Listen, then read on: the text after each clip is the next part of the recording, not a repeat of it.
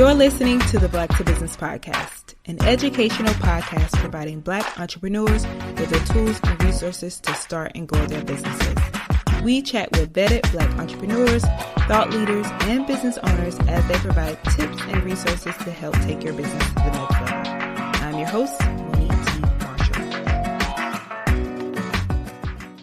Hey, and welcome to the Black to Business Podcast. I'm your host, Monique T. Marshall. And today we're doing one of my short and sweet solo episodes, so it's just going to be you and me today. And we're going to have a conversation about something that I know a lot of folks are struggling with, especially those of you who are in those early days of building your business. Now, if you are in the early stages of building your business, this one is for you because I want to talk about something that I see happening so often, and that is there's this really big urge to jump right into branding. So you're getting the logo done, you're picking out your colors, you're launching the website, and trust me, I get it. And one of the reasons I started Black to Business is when I think about all the things that I needed when I was trying to figure out the startup process, and it inspired me to create Black to Business and some of the resources, especially here on the podcast. So if nobody gets it, I get it. And with that being said, we want our businesses to look the part. So we want people to take us seriously. And I think especially as Black entrepreneurs, we know the pressure to just show up polished is real because we're already being underestimated before we even open our mouths. And I got to be honest with you, making something look good is not the same as making something work. So if you're unclear on what your business actually is, what you're offering, who's it for, how it helps, then all of the visuals in the world will not fix that. So in this conversation today, I want to help you flip the script. I'm walking you through how to get clear on the foundation of your business before you even think about branding. So we're going to go deep here, and I love to go deep on my short and sweet episodes. And so I'm going to give you the exact questions and steps to help you actually build something solid. So something that not only looks good, but it actually delivers. So let's get into it. So the first thing I want to talk about is why is it so tempting to start with the visuals? So we live in a world where looking good, it sells. You scroll through Instagram or TikTok and it seems like everybody in their mama's businesses is polished and it's perfect. You got the clean logos, you got the matching content, you got the branded photo shoots with the folded arms. And oftentimes I think that for Black entrepreneurs, that pressure to be presentable isn't for us. It's not just about aesthetics. It's really a survival for us. So we know we're being judged differently. So of course we want to look ready, quote unquote, even when we're still figuring things out behind the scenes. So if you've invested in a brand designer or you paid for a photo shoot before you really knew what you were offering, this conversation, first of all, I want to say this. It's not about making you feel guilty in any way, because I think one of the things is we've all done it. We've all been there. And it's what we've been conditioned to believe success looks like. But here's where all of those things backfire. When you build a brand before you build a business, you end up having to do everything twice. So you write the website copy, but you later realize that the offer changed. You order business cards, but then your niche evolves. And now the visuals don't reflect the vision. And that's not a branding issue. It's a clarity issue. And if you know one thing about me and my solo episodes, I talk about clarity all the time because I think it's something that I see a lot of entrepreneurs struggle with. I talk to entrepreneurs all the time. And I think we really have to have the clarity figured out. So you'll hear me talk about that at length. So with that being said, you want to avoid this trap. And you might be questioning, okay, Monique, so how do I do that? So I want to give you some practical tips on the way that you can actually do this. So first things first is you want to skip the branding package for now. So if you're still in the idea or the early building phase, you don't need that full $3,000 branding suite. What you need is a simple name, a clean font, and maybe a landing page. And you want to keep it minimal while you get clear on the business itself. And then the second thing you want to do is you want to focus on your words before your visuals. So before hiring a designer, try writing a one-sentence description of what your business does, who it helps, and how. And if you can't write that clearly, branding will only mask the confusion. It's not going to solve the problem. And then the third thing after you've done those two things is you want to test the message in real time. And so start talking to your audience, even if it's just 10 people. You want to share your offer and you want to really pay close attention to what they respond to. And let the message evolve before you get to investing in the visuals that are hard to change later and even expensive to change. And then the fourth thing you want to do is you want to save that polished look for version 2. And when you've worked with a few clients, when you've gotten that feedback, and when you've refined your service or your product, that's when branding starts to stick. And that's when you can confidently say, this is what we do, this is who we serve, and this is how we show up. And your brand should reflect what's already working and not distract you from what's still unclear. So if you've been tempted to focus on the look, I want you to pause and ask, do I really know what I'm building yet? And we have some very bright listeners on the Black to Business podcast, and I know we like to show up really good. And one of the things I've heard in the past is sometimes our good is great to people.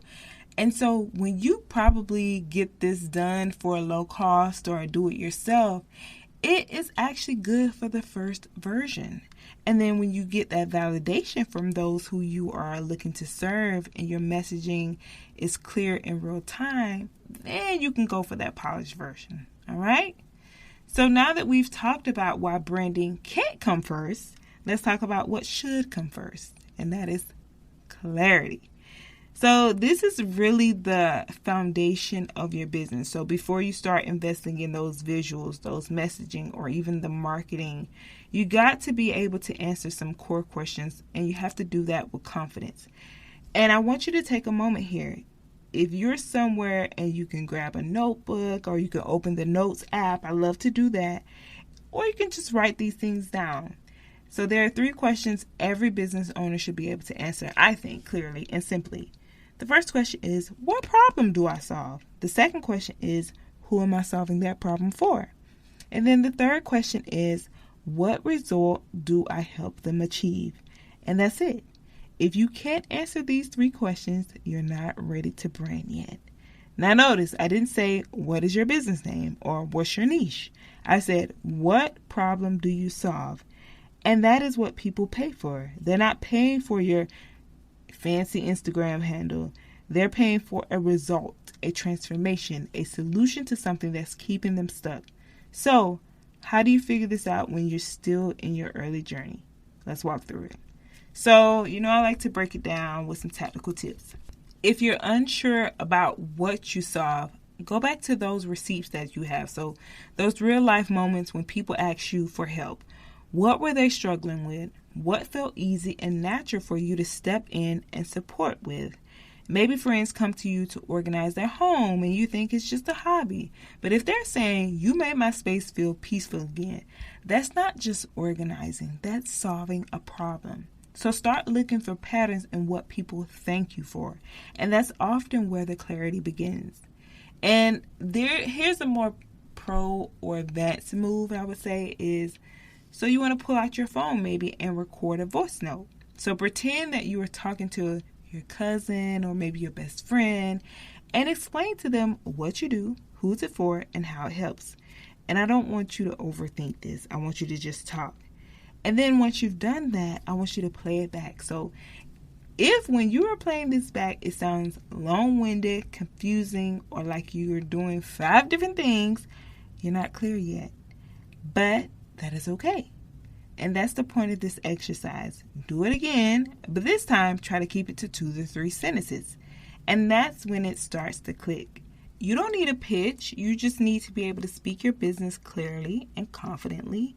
Because if you're confused, imagine what the person on the other side, your audience, feels. Definitely confused as well. So clarity isn't something that you always get in one sitting, but it comes from being honest about what you actually do, not what you think sounds good. Okay?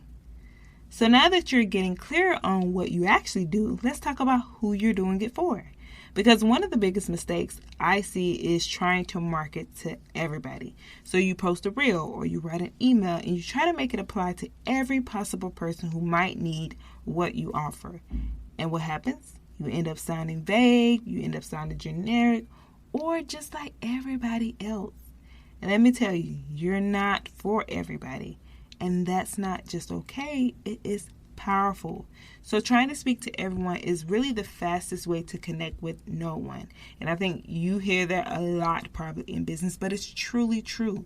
So instead, I want you to think about one specific person, not a broad category like millennial entrepreneurs or working moms. I mean one real person, someone who represents the exact type of person you want to help. And this could be somebody you've worked with in the past, somebody in your DMs right now, or even a former version of yourself. Think about them when you're creating content, when you're writing captions, or when you're designing offers. And so here are some questions to help you lock in on who that person is. 1, what are they struggling with right now that you can help solve? 2, what have they already tried that didn't work? And 3, what would make them stop scrolling and say, wow, that's exactly what I need? And when you get that specific, everything changes. Your message gets sharper, your content resonates deeper, you stop sounding like you're trying to sell, and then you start sounding like somebody who gets it. And another tip is go look at your DMs, go look at your emails, go look at some of those testimonials or conversations with past or potential clients. And what questions do they keep asking? What words do they use to describe their problem? What are they frustrated with? And I don't want you to guess. The data is already there. You just have to study it. And here's some of the things that I like to do personally. I like to keep a running list in my notes app with common phrases people use when they reach out to me. Phrases like, I have all these ideas, but I don't have the direction. Or I want to start, but I don't know where to begin. And I use that same exact language in my messaging for Black to Business. And it's not because I'm trying to sound smart. It's because I want to sound familiar. Because when your ideal client hears you describe their problem better than they can, they'll assume that you also have the solution. And that's really the key. Clarity in who you're talking to leads to confidence in how you show up. Got it? Okay, so next, let's talk about what to do before you actually worry about looking the part online. And here's the part I think that most people skip. Your messaging is your brand. So before anyone sees your logo or your website, they really need to understand what you do and how it helps them. So if your website is beautiful, but it doesn't clearly explain what you offer and who's it for, people are going to click away. And that's why we focus on clarity first. When your messaging is clear, your visuals can support that, not confuse it.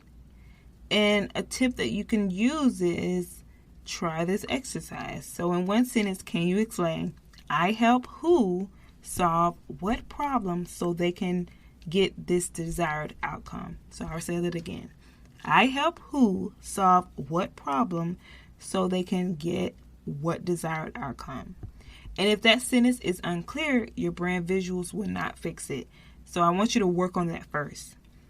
And then once you've done the work to get clear, then and only then is it time to start designing your brand. And at that point, you can communicate your value to a designer or a strategist clearly.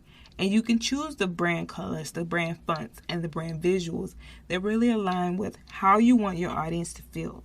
And you won't have to rebrand in 6 months because you finally figured out what you do. And so clarity before branding, always. And get clear on what you do, who you serve, and what results you create. And let your messaging be that foundation because, again, that's part of your brand. And then build your visual brand on top of that. And if you're feeling called out, I want you to know it's not about judgment. It's about love. And we're in this together. Trust me, I've been there. I understand it. I've talked to over 200 entrepreneurs, and I hear this a lot in the same advice is getting clear on your business before you get it all into the fancy stuff. So now you know what to work on first. So take 30 minutes this week to sit down and answer those clarity questions. Do the voice note. Find your one-liner because you got this. And if this episode helped you, I want you to share with someone else who might be stuck in the branding cycle. And I really want us to encourage, help each other. You don't know how much it helps someone, even in relationship building, when you send them a resource or share with them something and say, hey, I thought of you. So if you know someone that comes to mind immediately outside of yourself who could benefit from this episode, send it to them. And then also, if you could, please leave us a review on either Apple Podcasts or Spotify, because we are trying to really grow our reviews this year and really spread the word about the things that we're doing. So share it with a friend, but then also share your thoughts on Apple Podcasts or Spotify. And with that being said, thank you so much for listening and also being a part of the Black to Business family and investing in yourself. I can't wait to see you back here next week. Same time, same place. But until then, keep building boldly and keep pushing the culture forward. Later!